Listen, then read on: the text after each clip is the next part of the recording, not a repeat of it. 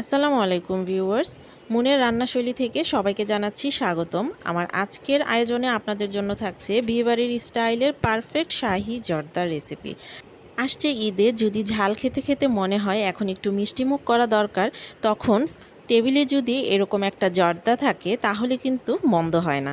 আর তাছাড়া ঈদের পরে সবার বাসায়ই অতিথিদের সমাগম থাকে, তখন কিন্তু ডেজার্ট হিসেবে এই জর্দাটাই হতে পারে পারফেক্ট ডেজার্ট।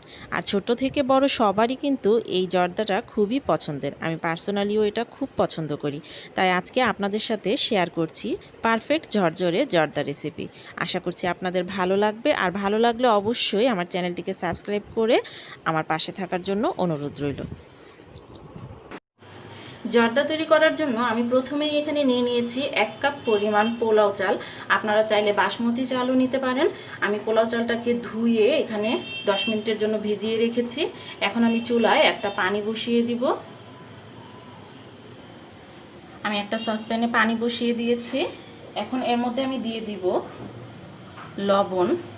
যেহেতু চালটাকে আমি সেদ্ধ করব সেই জন্য কিছু পরিমাণ লবণ দিতে হবে। সাথে আমি আরও দিয়ে দিচ্ছি জর্দার রং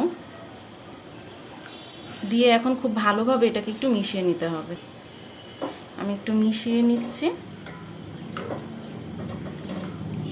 যখনই পানিটা ফুটতে শুরু করবে তখনই আমি এর মধ্যে দিয়ে দিব ধুয়ে রাখা পোলাও চালগুলো।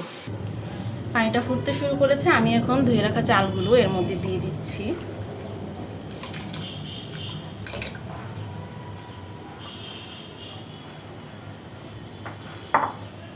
দিয়ে একটু নেড়ে দিতে হবে, কারণ গরম পানির মধ্যে যখনই চাল দেওয়া হয় তখন কিন্তু সেগুলো একটু দানা দানা বেঁধে যায়, নিচে লেগে যায়, সেজন্য একটু নেড়ে দিচ্ছি।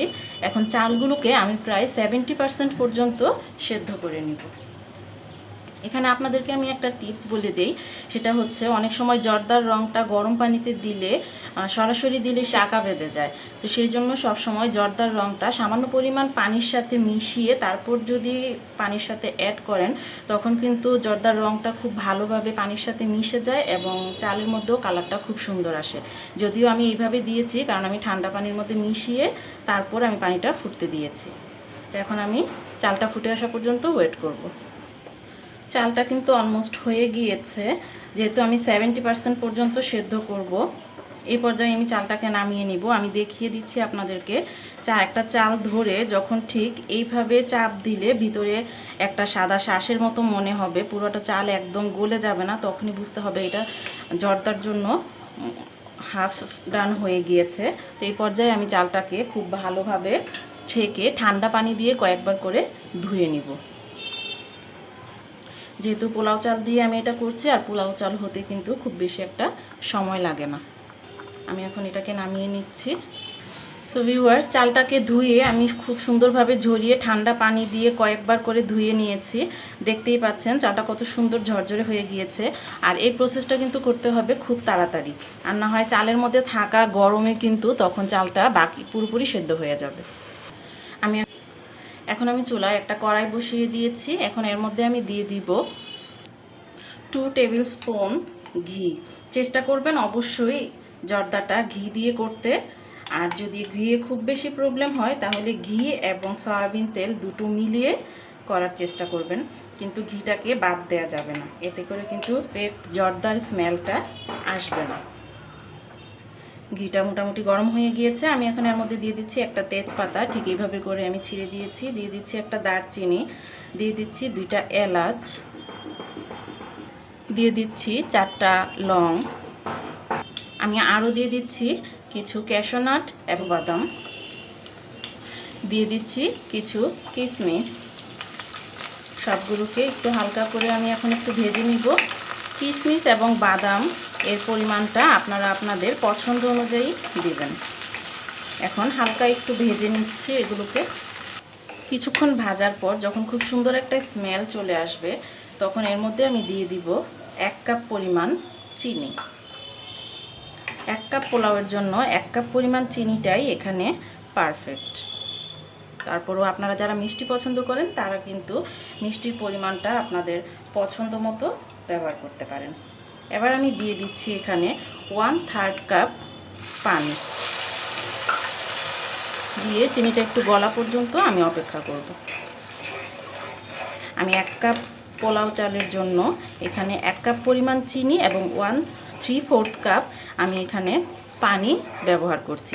আপনারা যদি এই পরিমাণটা ঠিক রাখেন তাহলে কিন্তু আপনাদের জর্দাটা কিন্তু একদম পারফেক্ট এবং ঝরঝরে হবে। চিনিটা গলে যাওয়া পর্যন্ত একটু অপেক্ষা করব। ভালোভাবে আমি চিনিটাকে একটু মিশিয়ে নিচ্ছি। চিনিটা গলে গিয়েছে, এখন আমি এর মধ্যে দিয়ে দিব সিদ্ধ করে রাখা পোলাও চালগুলো। দিয়ে একটু আমি মিশিয়ে নিচ্ছি চালগুলোকে। মিশিয়ে নেওয়ার পর এখন একটা ঢাকনা দিয়ে আমি এটাকে ঢেকে দিব 20 মিনিটের জন্য। আর এই 20 মিনিটে কিন্তু চালটা যে 30% বাকি ছিল সেই 30%ও কুক হয়ে যাবে। সো ফিরে আসছি 20 মিনিট পর। ফিরে এলাম প্রায় 20 মিনিট পর। আমি মাঝে এটাকে অনেকবার নেড়ে দিয়েছিলাম। এখন একটু দেখি কি অবস্থা। অনেক পুরোপুরি ঝরঝরে হয়ে গিয়েছে। আর যেটুকু পানি লেগে আছে সেটাও কিন্তু আর কিছুক্ষণ দমে রাখলেই একদম ঠিক হয়ে যাবে। পর্যায়ে আমি চুলাটাকে বন্ধ করে দিব এবং বন্ধ করে দিয়ে আবারও ঠিক 10 মিনিটের জন্য এটাকে দমে রেখে দিব। সো ভিউয়ার্স, ফিরে এলাম 10 মিনিট পর। দেখে নিশ্চয়ই বুঝতে পারছেন জর্দাটা কিন্তু একদম রেডি হয়ে গিয়েছে। আর কতটা ঝরঝরে হয়েছে এটা আমি না বললেও আপনারা দেখে এটা বুঝতে পারবেন। আমি দিয়ে দিব 1 টিস্পুন কেওড়া জল। আর এই কেওড়া জলটাই কিন্তু আসলে বিয়েবাড়ির সেই শাহি ফ্লেভারটা নিয়ে আসবে। এখন আমি আবারও জর্দাটাকে একটু নেড়ে মিশিয়ে দিচ্ছি।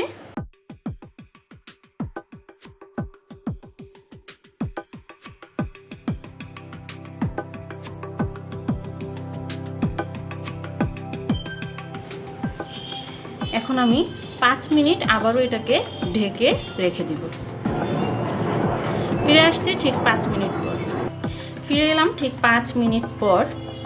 ওয়াও, খুব নাইস একটা স্মেল আসছে। আর এখন কিন্তু সেই বিয়েবাড়ির শাহি জর্দার ফ্লেভারটাই আমি পাচ্ছি। সো আমি এখন আপনাদেরকে এটা সার্ভ করে দেখাচ্ছি। সো ভিউয়ার্স, আমি এখানে 3টা বাটিতে জর্দা নিয়ে নিয়েছি। এখন আমি কিছু বেবি সুইটস দিয়ে একটু ডেকোরেশন করে দিচ্ছি। আর এই বেবি সুইটসগুলো কিন্তু আমি ঘরেই তৈরি করেছি। আর এর একটা লিঙ্কও আমার চ্যানেলে আমি দিয়ে দিব, আপনারা চাইলে দেখে নিতে পারেন।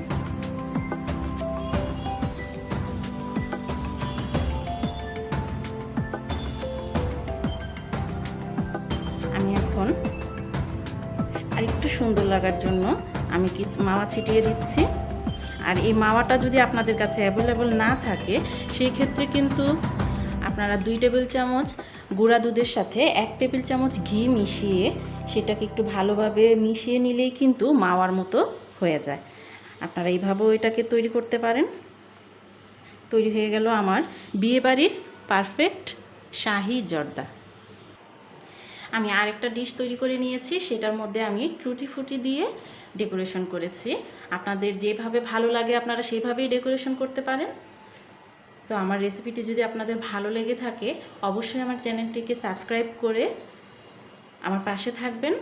আজকে এই পর্যন্তই, আবারও হাজির হব নতুন কোনো রেসিপি নিয়ে। সে পর্যন্ত ভালো থাকুন। আল্লাহ হাফেজ।